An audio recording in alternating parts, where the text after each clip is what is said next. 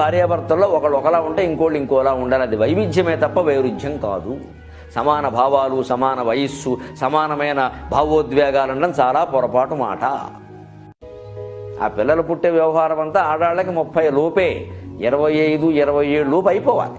తర్వాత అనవసరం కష్టం. ఇంకా మగవాళ్ళకి 30 ఏళ్ళకి కానీ సంతానం కలిగితే అంత బాగుంటుందంటే 30, మరి వీళ్ళ వయసు 20, కనీసం 10 ఏళ్ళు తేడా ఉండడం మంచిది. మొహమాటం లేకుండా చెబుతున్నా. పూర్వం అలాగే ఉండేది.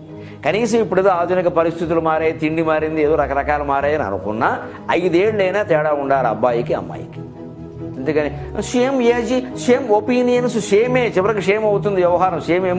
Same emotions we both like Pawan Kalyan, ఇలాంటి మాటలు చెప్పకూడదు. ఇక సినిమా హీరోలు కలవడం, సేమ్ ఎమోషన్ ఉండకూడదు. మొగాడికి అసలు రెచ్చిపోతే ఆడ తగ్గిపోవాలి, ఆడది రెచ్చిపోతే మొగాడు తగ్గిపోవాలి. సేమ్ ఎమోషన్ ఉన్నవాడికి పెళ్లి జరగదు, అసలు కాపురం జరగదు. ఒకే రకమైన భావావేశమే. ఎప్పుడు భార్య